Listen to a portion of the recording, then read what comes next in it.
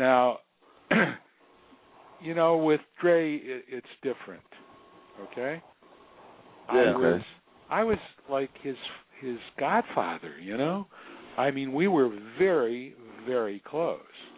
So I could never really dislike Andre Young. I mean, I see him on the streets. We live right near each other. His mother lives a couple of houses from me. I see her every single day. When we see each other at the gas station or whatever. Although I got to tell you that I haven't seen him recently because I understand he's become very reclusive. But whenever I would see him, we'd say hello.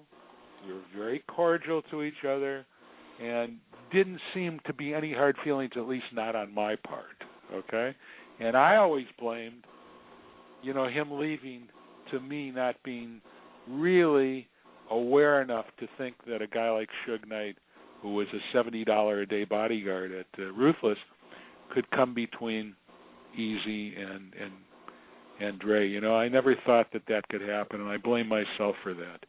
Yeah. I think that's one of the two big mistakes I made at the company. The other was, and I got to tell you, over 8 years, with the kind of success that we had, that to have two mistakes, of course, but they were big mistakes, Dre leaving, and one day I came into the office, and my client, who was the Mossad guy, whose daughter's wedding I'm going to tomorrow night, but I came in the office, and he and Eazy were talking, and I said, "What's going on here?"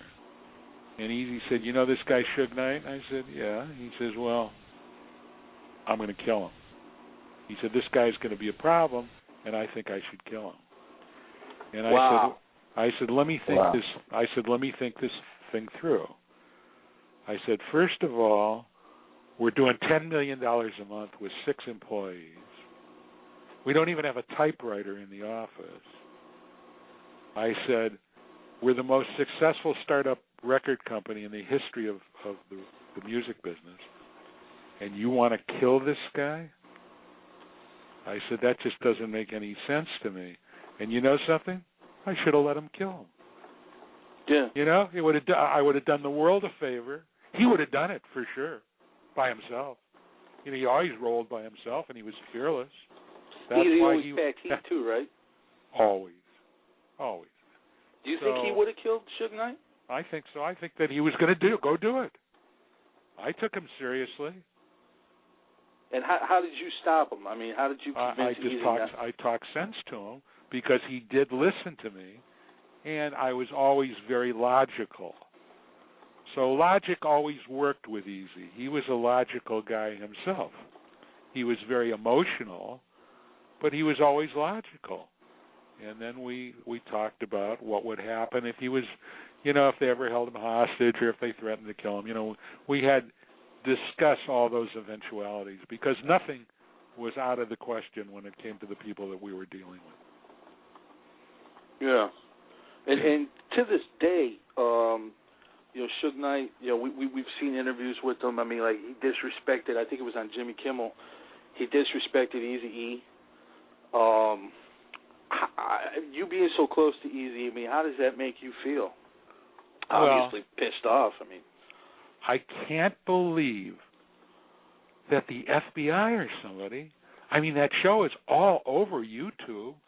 He said, you kill him, you inject him Eazy-E style, man. I mean, come on. Yeah. I mean, do they not care? I don't know, man. I mean, why haven't they solved Big E's murder? Why haven't they solved Tupac's murder?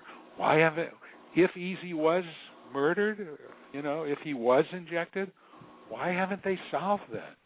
You can't tell me that people that could track down Osama bin Laden and kill him in Pakistan can't find out who killed Biggie on Wilshire Boulevard coming out of the fucking Peterson Museum with fucking cops there. Yeah. So, or Pac in the Vegas, right there in Vegas. In front of everybody. Yeah, it makes no sense on camera. I mean, it just makes no sense to me. So, I felt that I had let Eazy down because I hadn't anticipated Dre leaving. But, that obviously changed the entire focus of Ruthless after that point. Fortunately for Eazy, we discovered Bone Thugs and Harmony, and they became, the most important group of, from 93 through that period when Eazy passed away. So, he was able to retain his dignity along with, Real Compton City G's, which he put out.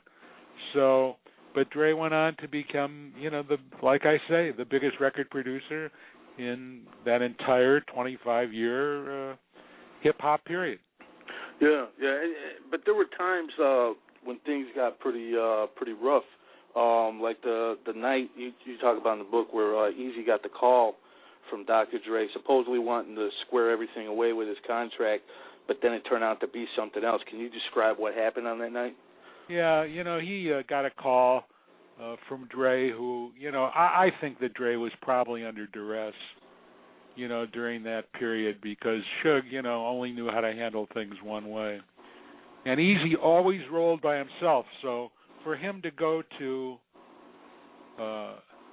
Constellation Studios on Cahuenga, at 1 or 2 or 3 in the morning, that was really not that unusual for him. And if he thought that he could make peace with Dre, he certainly would go there because the most important thing to all of us would have been the next NWA record, which probably would have been, would have even taken them even further. But when he got there, he was surprised. Dre was there. I mean, not Dre. Dre had already left.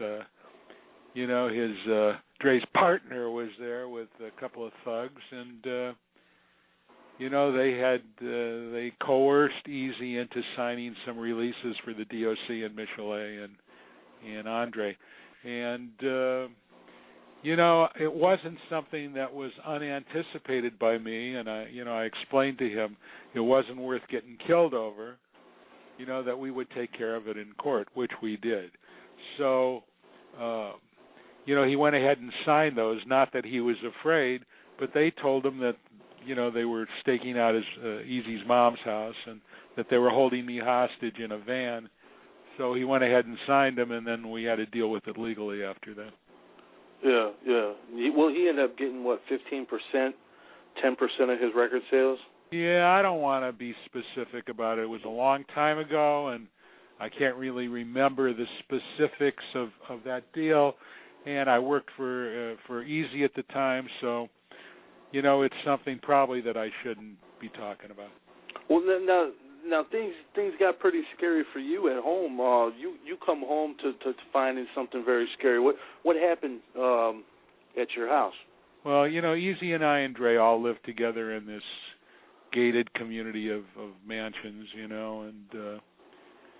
my floors were being done. I think it was the July 4th weekend of 1990 or 91, and my floors were being done, and I came home with one of my security guys who was just a fearsome, big, bad dude, Mm-hmm. And we came in through the garage, and I didn't notice, but my Corvette was gone.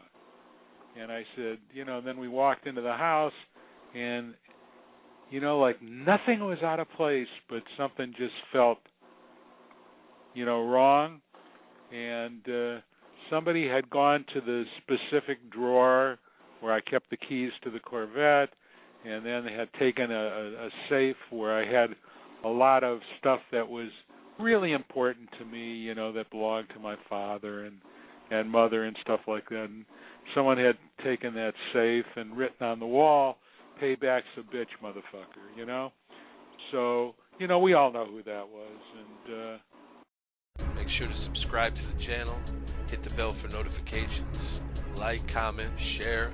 Also go over to UGSforLife.com, download the entire archive, and check out new episodes on Apple Podcasts and Blog Talk Radio.